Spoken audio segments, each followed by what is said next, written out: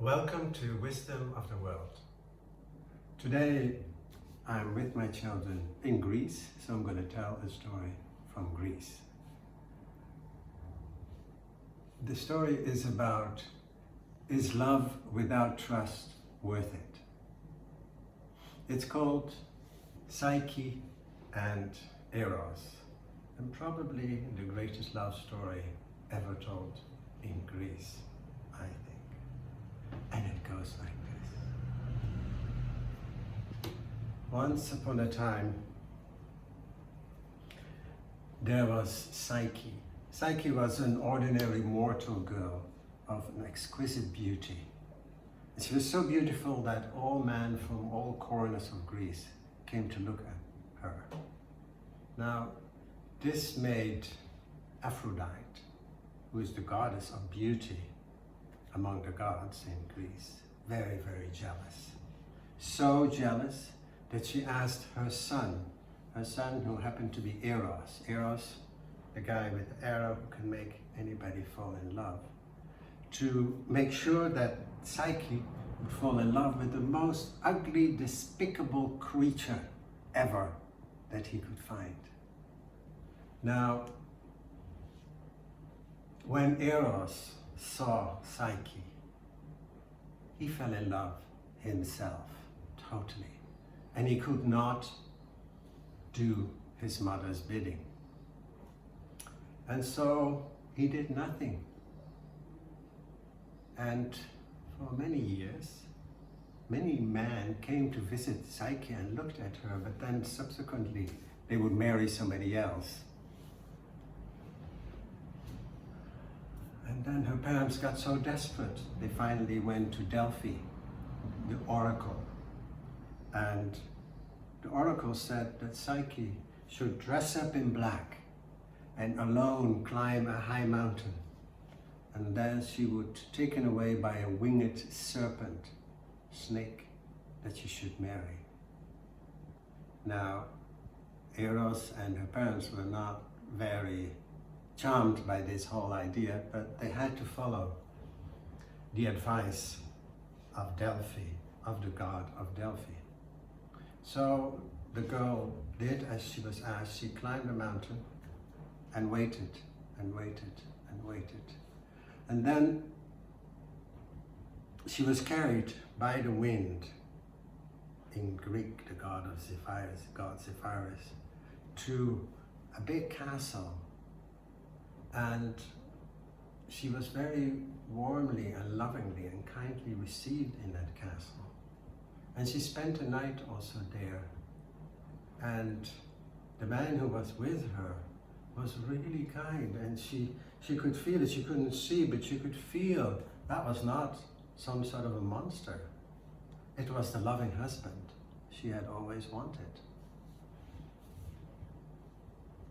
But although she was very happy, she missed her family. And so she asked him, Eros, still unknown to her, whether or not her sisters could visit her. And Eros said yes, but be very careful, because if you say too much, then you will have a very hard future. And so the sisters were also carried by the wind to the castle, and they were very jealous of their sister who was living the grand life in the castle with this mysterious guy. And they said, oh, he must be that horrible monster, otherwise why would he not show his face to you? And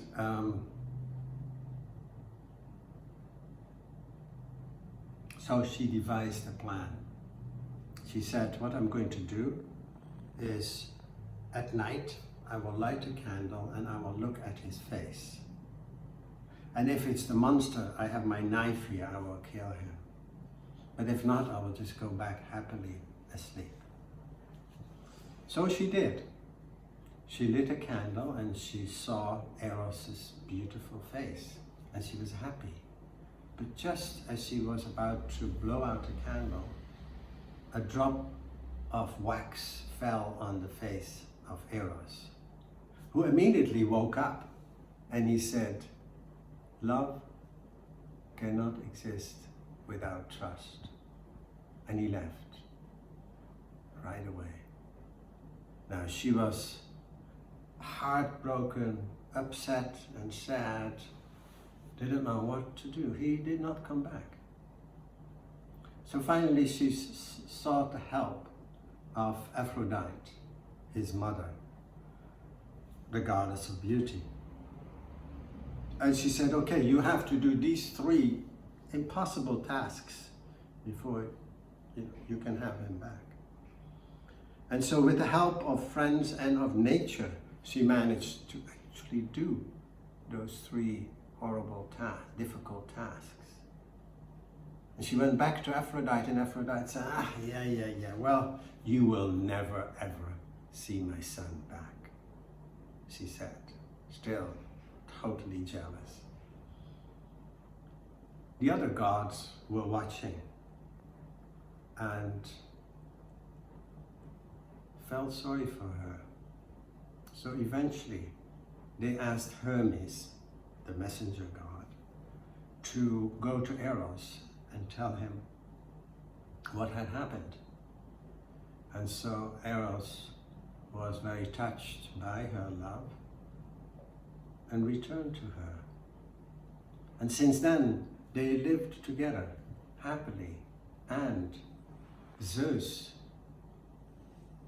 made her drink from the drink of the gods, the ambrosia, the nectar, and so she became also immortal.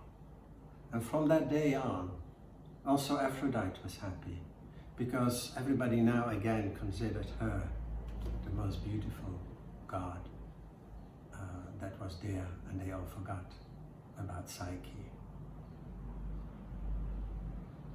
If you have any questions about this story or remarks, let me know. I'm happy to hear. Thank you.